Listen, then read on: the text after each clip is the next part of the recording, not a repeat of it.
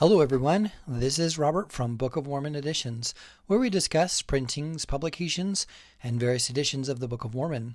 So I had the occasion to meet a gentleman who I consider of significant artistic talent and honorable integrity, meet the works of Steve Blake, a book artisan who spends his time between St. George and Salt Lake City, Utah.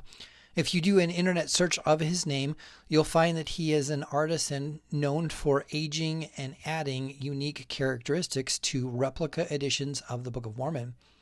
I was very impressed with his pieces of work and thought I wanted to showcase this today and give a little background detail on these volumes.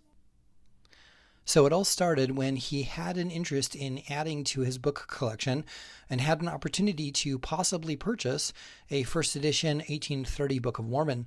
However, it was offered to the tune of about 5 figures, so it was out of his price range. It seemed he was as interested in the age imagery of the Book of Mormon as much as the real thing. So he got the idea to create his own old-looking Book of Mormon. So begins the artistic aged replicas of the Book of Mormon, a series of editions by artisan Steve Blake.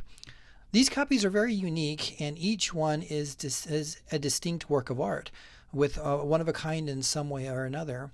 Previously, I did a book review on the Grandin Artisans 1830 replica, and these are the source editions that Steve uses in order to make his copies.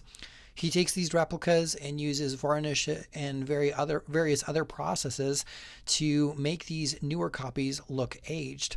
So he also researched historical signatures and inserted replica signatures in the witnesses page and also a Joseph Smith signature in the title page. So with this aging of these copies, there's also a variety of covers that he's done to add some uniqueness and variety to his works. The traditional cover is aged with the spine worked over and the corners bent in.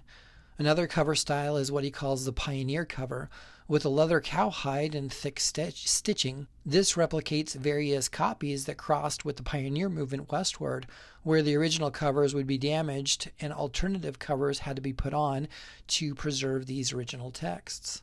Another fun one to see is the Porter Rockwell replica, where Steve includes a Porter replica signature and some pictures in the end papers. But the talking point is a bullet hole and a lodged bullet in one of the corners. This is in reference to a legend that Porter was shot, but the bullet was stopped by his copy of the Book of Mormon that he had with him.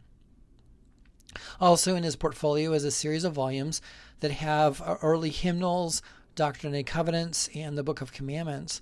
This is all in the same artistic aging style that adds to a bookshelf. All in all, these are great pieces and really nice replica mementos. Steve mentioned that when he started doing these artistic copies, he found a listing for an 1830 edition of the Book of Mormon online, but it turned out it was one of his copies of his books, and he was furious with the charlatan who promoted it as an original 1830 copy. So he contacted the seller and the online auction house to make a change. It shows that he's made a commitment to the integrity of his work by keeping it in a proper artistic context. This is why all the volumes he produces has a circular embossment on the last end paper and on page 47 inside the text. I thought it was impressive that he is very dedicated to expressing these volumes as a form of artwork rather than anything deceptive.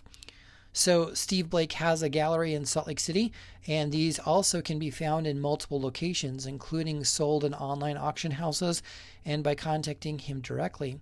I thought it interesting that these are also at the gift shop within the Church History Museum near Temple Square in Salt Lake City, Utah. While I'm not an influencer and don't have any incentive for these artistic replicas are very interesting, and I'm honored to showcase these here. If you don't have the means for a first edition copy of the 1830 Book of Mormon, these artistic replicas are a unique alternative. So comment down below if you've ever seen these volumes before, or if you've ever shaken hands with Steve Blake. Tell him that you saw this video, as he is owed a lot of respect for his art. In the meantime, if you have a specific or unique edition of the Book of Mormon that you'd like reviewed here, please contact me at bomeditions@gmail.com. Best wishes, everyone.